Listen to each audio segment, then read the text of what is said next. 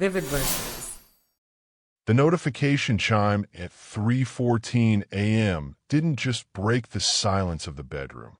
It felt like a surgical incision into the dark. I didn't have to reach for my phone to know what it was. The blue light was already bleeding through the cracks of the midnight slate blackout curtains Jenna had installed last week, because the previous ones didn't provide the right cinematic shadow play for her sleep routine vlogs. I lay there, my eyes tracing the clean, unfeeling lines of the crown molding, waiting for the inevitable. Beside me, Jenna didn't stir. She was a professional.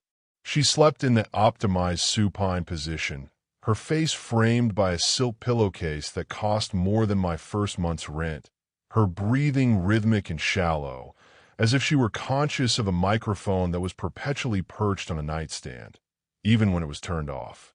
The email was titled, Strategic Rebrand, Project Hearth Home, SCN 1 Creative Brief Mandatory Protocol.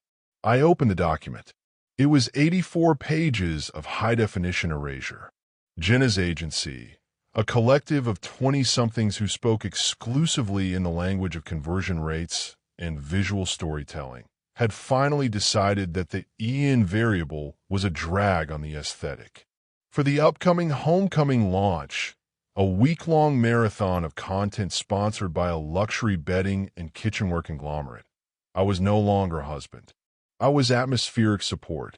The protocol was terrifyingly specific. Section 1.2, Wardrobe and Palette. I was forbidden from wearing my own clothes. My flannel shirts, the ones with the frayed cuffs and the faint scent of the woodshop, were moved to a storage locker. In their place sat a stack of vacuum-sealed garments in pebble, mist, and oatmeal. They were made of a recycled hemp blend that felt like wearing a polite sandpaper. Section 2.4, Vocal Constraints. During all primary action sequences, I was to maintain sonic transparency. This was corporate speak for shut up. If I were addressed, I was provided with a list of approved responses, words like intentional, grounded, resonant, and nurturing. I was a guest star in my own marriage, and I had been given a script that didn't include a personality. Jenna whispered, though her eyes were still closed. She wasn't waking up. She was transitioning. The brief is in your inbox. Did you see the bit about the sourdough? We need the first scored loaf by 6 a.m. for the golden hour transition. Make sure you use the ceramic Banneton, not the plastic one. The plastic catches the ring light in a way that looks cheaply manufactured. I saw it, I said. My voice sounded jagged and real in the pristine silence of the room. It fell out of place like a splash of mud on a white rug. Don't use that tone on camera, she murmured, already reaching for her secondary phone to check the pre-dawn metrics. It doesn't test well. People want peace, Ian. They're buying peace. If you can't give them peace, just give them silence. By the second day of a launch, the house had ceased to be a home and had become a colony of vellum and vine, the lead sponsor.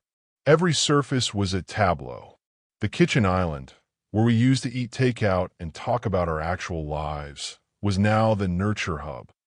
It was covered in a thin, undetectable layer of matte spray to prevent glare. The fruit in the bowl was real, but it was polished daily with a specific oil to ensure the colors popped against the driftwood countertops. I was physically displaced. The action zone was the center of every room, and I was consistently pushed to the periphery. In the floor plan Chloe, the brand manager, had taped to the fridge, I was restricted to Zone D, the hallways, the laundry room, and the utility closet. I was a supporting silhouette. I was instructed to walk past doorways in the background, a blurred figure of domesticity meant to imply a man's presence without requiring a man's complexity. Then came the proxy.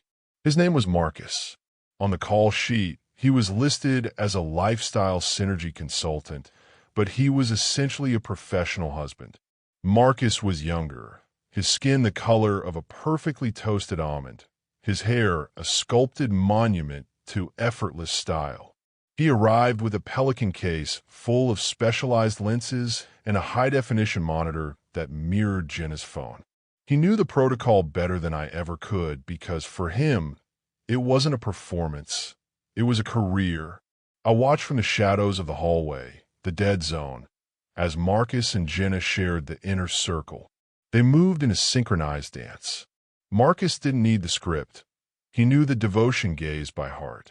When Jenna laughed at a joke that hadn't been told, Marcus caught her eye with a look so practiced and deep it would have made a romantic poet blush. It was a technical triumph. They shared a secret code of hand signals. A 2-finger tap on the wrist meant, adjust your chin 3 degrees. A slight nod meant the lighting is hitting the cheekbone. Hold the smile. Marcus had a specialized tool, a handheld light meter he used to check the warmth of Jenna's skin against the oatmeal of her sweater. He reached out and adjusted a strand of her hair with a clinical, detached precision. They didn't speak. They didn't need to. They were two components of an optimized engine, and I was the friction that was being oiled away. I looked at the coffee Marcus had prepared for the morning ritual shot. It was cold. It had been dyed with a splash of soy milk to achieve a specific Pantone shade. Jenna hadn't taken a sip. She had only held the mug to her face, eyes closed, pretending to inhale the intentionality of a bean that had never been roasted. The realization didn't hit me with a bang. It was a slow, agonizing erosion. I looked at the wall where our wedding photos used to hang. They had been replaced by abstract textures that didn't distract from the brand's aesthetic.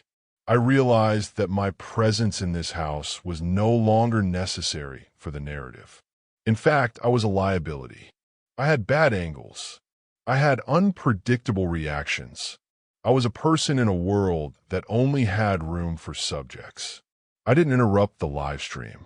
I didn't turn off the ring light. I didn't give Jenna the satisfaction of a conflict arc she could monetize. I simply walked in a laundry room, picked up a single duffel bag I'd packed with my real clothes, the ones that didn't fit the color story, and walked out the back door. The back garden was the only place the cameras didn't face because the siding on that side of the house was visually inconsistent with the brand's mission statement. I drove to a motel 20 miles away. It was a place of flickering fluorescent lights, stained carpets, and the glorious, uncurated smell of old cigarettes and cleaning fluid. It was ugly. It was honest. I turned off my phone for 6 hours. I sat on the edge of the bed and watched the local news on a TV that had a slight purple tint. I felt like a deep-sea diver who had finally reached the surface. The pressure was gone, but the silence was deafening. When I finally turned the phone back on, the protocol had transitioned into a full-scale damage control operation. My inbox was a chronological map of a brand in crisis. 9:14 p.m., Jenna, Ian, we're doing the evening unwind transition. You're supposed to be in the background reading the Vellum and Vine catalog. Where are you? The lighting tech is on a day rate. 9:42 p.m., Jenna, I'm serious. The engagement is dipping because the husband presence is missing from the frame. The algorithm is punishing the lack of domestic consistency. Get back here. 10:15 p.m., Jenna. Chloe, just checked your GPS. A motel? Are you trying to tank the launch? This is incredibly unprofessional. We have a 6-figure contract on the line. 11:05 p.m., Jenna. Fine. I've told the followers you've gone on a spiritual solitude retreat. It's actually performing better than the domestic bliss angle. The solitude post has 40,000 likes already. Don't post anything. Don't ruin the arc. 12:30 a.m., Jenna. Stay at the motel. I'm pivoting the SCN1 finale to finding peace in absence. It's a stronger hook for the Q3 demographics. I've already removed your tag from the bio. If you come back now, you'll ruin the conversion rate. She didn't ask if I was okay. She didn't ask why I'd left. She was already harvesting the marrow from the bones of our marriage to feed the engine. I wasn't a husband who had left. I was a narrative pivot that had increased her reach by 12%. I went back 3 days later. The house was a skeleton of a life. The Hearth Home event had concluded, and the production crew was packing up its softboxes. The air smelled of rotting lilies, the ones Jenna had used for her raw and vulnerable video about the pain of spiritual distance. Jenna was at the kitchen island, her face pale in the clinical light of her laptop screen. She was scrolling through a spreadsheet of sentiment analysis. Marcus was gone, but his light meter was still sitting on the counter, a reminder of the precision with which I had been replaced.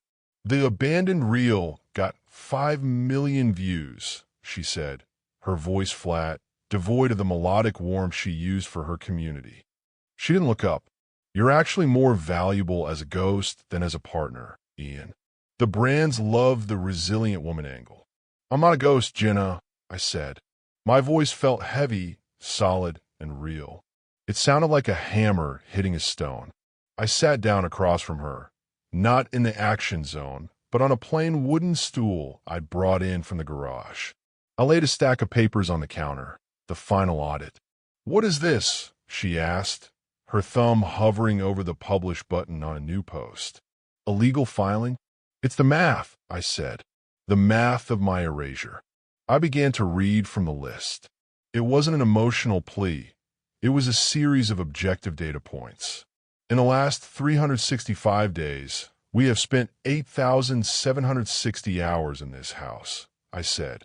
According to your public archives, 7,400 of those hours were either filmed, staged, or spent in visual prep.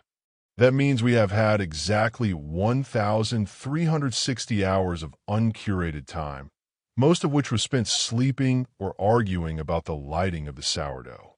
In the last 1,200 photos you've posted of us, you're looking at me in exactly 0 of them. You're looking at the lens or the reflection of yourself in the monitor. In those same 1,200 photos, I am used as a framing device, a shoulder, a hand, a blurred background, in 85% of them. Ian, don't be so dramatic, she said, her voice finally showing a flicker of irritation. The greater good of our future required some professional necessity. We were building a legacy. We were building a world where we didn't have to worry about the real world. But we stopped living in it, I said quietly. You didn't want a husband, Jenna.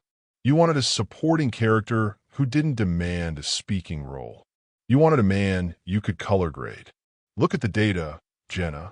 On the night I told you my father was sick, you didn't hold my hand. You asked me to move to the warm light of the living room because the grief narrative needed the right shadows to feel authentic. You didn't see my pain. You saw a high engagement opportunity. She didn't deny it. She couldn't. The data was there, archived in 4K. It's a business, she said, her voice dropping into a cold, corporate register. Every relationship is a negotiation of space. I just took the space that was available, and you erased the person who was standing in it, I replied. I've checked the analytics of our synergy, Jenna. I've been replaced by degrees for 18 months. Marcus didn't replace me. The ring light replaced me. The algorithm replaced me. I'm just finishing the job of making myself invisible. She sighed. A practiced, weary sound that she probably used for her life is hard segments. She reached into a designer bag and pulled out a leather-bound folder. She slid a check across the marble island, the island that was still covered in that thin, invisible matte spray. It's a brand severance fee, she said. Chloe calls it a founding partner buyout. It's enough for you to buy that wood shop you're always talking about. All you have to do is sign the non-disparagement agreement and a visual rights waiver. We'll tell the followers you've moved to the Pacific Northwest to heal with the trees. It fits the new beginnings aesthetic for SZN2. It's a clean exit, Ian. It's very Hearth and Home. I looked at the check. The number was staggering. It was the price of a life. It was the cost of my silence, The final payment for my role as atmospheric support. I don't want the money, Jenna, I said. I stood up, leaving the check on the counter. And I don't want the Pacific Northwest arc. You can tell them whatever you want. You can tell them I died. You can tell them I was never there. The beauty of your brand is that the truth doesn't actually affect the metrics. As I walked toward the door, she finally looked at me, not as a subject, but as a person. For a split second, I saw a flicker of the girl I'd met in college, the one who used to laugh until she couldn't breathe and didn't care about the shadows on her face. Then, the notification chimed on her tablet. A major brand had tagged her in a story. The light returned to her eyes, that sharp, predatory glint of the algorithm's favor. She was already gone. She was already calculating how to frame this quiet rejection into a growth moment. "In," she called out. I stopped at the door. "Wait, don't go out the front. The lighting is terrible right now. Use the side door. It'll look better if anyone is watching." I didn't answer. I walked out the front door into the harsh, midday sun, the kind of light Jenna hated because it showed every pore, every flaw, every messy reality. The air was hot and smelled of asphalt and gasoline. It was perfect. I got in my car and drove away. In the rearview mirror, I could see the house. It looked like a dollhouse, perfectly painted and perfectly still. Inside, I knew Jenna was already setting up the tripod. She would be positioning the math of erasure papers I'd left her on the counter, carefully arranging them next to a single, drooping lily.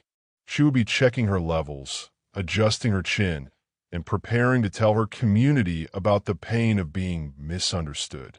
I turned onto the highway, merging into a sea of uncurated traffic. I was a man with no brand, no followers, and no color story. I was wearing a charcoal hoodie that was visually noisy, and I was heading toward a life that wasn't being recorded. The silence in the car wasn't a digital fast or a spiritual retreat. It was just silence.